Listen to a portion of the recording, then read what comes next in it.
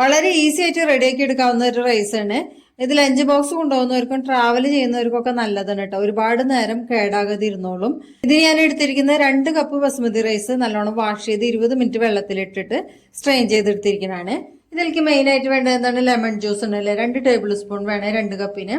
പിന്നെ ഇതിലേക്ക് വറുത്തിടുന്നതിനായിട്ട് ഉഴുന്നും പരിപ്പ്, കടലപ്പരിപ്പ് എടുത്തിട്ടുണ്ട്, കപ്പലണ്ടി എടുത്തിട്ടുണ്ട്, ഒരു 3 വറ്റൽമുളക്, 2 പച്ചമുളക് എടുത്തിട്ടുണ്ട്, ചെറിയ പീസ് ഇഞ്ചിയുണ്ട്.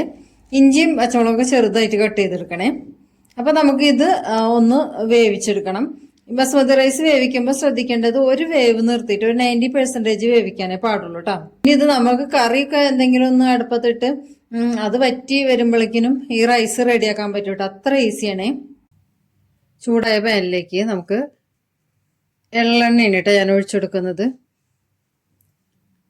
ഇത് എള്ളെണ്ണയിലാണ് ഉണ്ടാക്കുക. അപ്പോൾ ഒരു 2 ടേബിൾ സ്പൂൺ ഒഴിച്ചെടുക്കുന്നുണ്ട്. ഇതിലേക്ക് 1 ടീസ്പൂണ് കടുകിട്ട് കൊടുക്കുന്നുണ്ട്. കടുക് പൊട്ടിയിട്ടുണ്ട്. അപ്പോൾ നമുക്ക് ഇതിനകത്തേക്ക് 1 ടീസ്പൂൺ ഉഴുന്നിട്ട് കൊടുക്കാം. 1 ടീസ്പൂണ് കടലപ്പരിപ്പിട്ട് കൊടുക്കുക.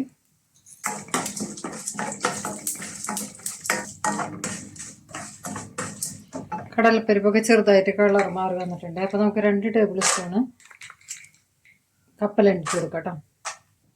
ഇത് വറുത്ത കപ്പലണ്ടി ആയതുകൊണ്ട് ഇനിപ്പ് ഇട്ട് കൊടുത്താൽ, അല്ലെങ്കിൽ കടലപ്പരിപ്പ് ഇടുമ്പോൾ തന്നെ കപ്പലണ്ടി കൂടി ഇട്ട് കൊടുത്തോളണേ.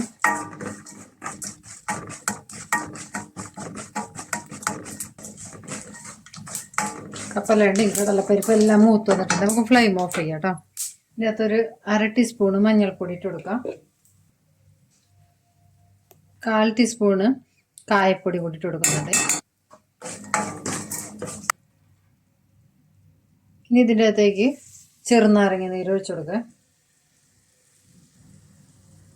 2 ടേബിൾ സ്പൂൺ ഒഴിച്ചു കൊടുത്തിട്ടുണ്ട്.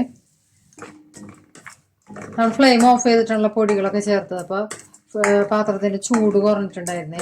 ചെറുനാരങ്ങ ഒഴിക്കുമ്പോൾ നല്ല തിളച്ചേക്കുമ്പോൾ ഒഴിക്കാൻ പാടില്ല കേട്ടോ. തിളച്ചെന്ന് ഒഴിച്ചിട്ടുണ്ടെങ്കിൽ കയ്പ്പ് വരും. കടലപ്പരിപ്പും കപ്പലണ്ടിയൊക്കെ മൂത്ത് വരുമ്പോൾ നമ്മൾ ഇഞ്ചിയും പച്ചമുളകും കൂടി ഇട്ട് കൊടുക്കണമായിരുന്നേ. അത് മൂത്തതിന് ശേഷം ഓഫ് ചെയ്തിട്ട് പൊടികൾ ചേർക്കാൻ പാടുള്ളായിരുന്നു കേട്ടോ. അപ്പോൾ ഞാനതിൽ കുറച്ച് എണ്ണ എടുത്തിട്ടുണ്ട്. ഇതിൻ്റെ അകത്തേക്ക് ഇഞ്ചിയും പച്ചമുളകും കൂടി കട്ട് ചെയ്തിട്ട് കൊടുക്കുന്നുണ്ട്. ഇഞ്ചിയും പച്ചമുളകൊക്കെ മൂപ്പായിട്ടുണ്ട്. അപ്പോൾ ഫ്ലെയിം ഓഫ് ചെയ്ത് നമുക്ക് ഇതിലേക്ക് ഇട്ട് കൊടുക്കാം കേട്ടോ. ഇനി നമുക്ക് ഇതിൻ്റെ അകത്തേക്ക് വേവിച്ച് വെച്ചിരിക്കുന്ന റൈസ് ഉണ്ടല്ലോ, അത് ഇട്ട് കൊടുക്കാം കേട്ടോ.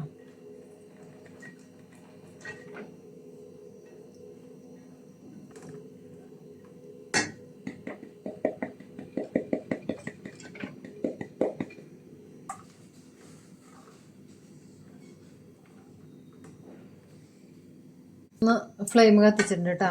സിമ്മിലിട്ടിട്ട് നമുക്കൊന്ന് മിക്സ് ചെയ്ത് ഒക്കെ എടുത്തിട്ടുണ്ട് കേട്ടോ. ഇത്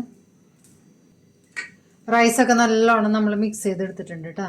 പിന്നെ ഇതിൻ്റെ മുകളിലൂടെ നമുക്ക് കുറച്ച് മല്ലിയിലയും കൂടി വിതറി കൊടുക്കുക.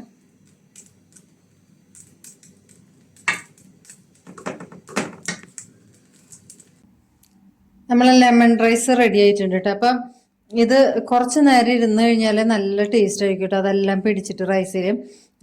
പിന്നെ ഞാൻ പറഞ്ഞല്ലോ, നമ്മൾ ട്രാവൽ ചെയ്യാനൊക്കെ പോകുമ്പോൾ ഇത് പാക്ക് ചെയ്ത് കൊണ്ടുപോയി കഴിഞ്ഞാൽ അങ്ങനെ പെട്ടെന്ന് കേടാവുന്നില്ല.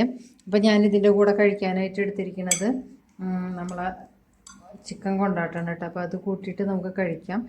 പിന്നെ തൈരോ അച്ചാറോ ഒക്കെ കൂട്ടി കഴിക്കാവുന്നതാണ് കേട്ടോ. ചിക്കൻ്റെ കൂടെ കഴിക്കാൻ നല്ല ടേസ്റ്റ് തന്നെയുണ്ട്. അപ്പോൾ എല്ലാവരും ഒന്ന് ട്രൈ ചെയ്ത് നോക്കണേ.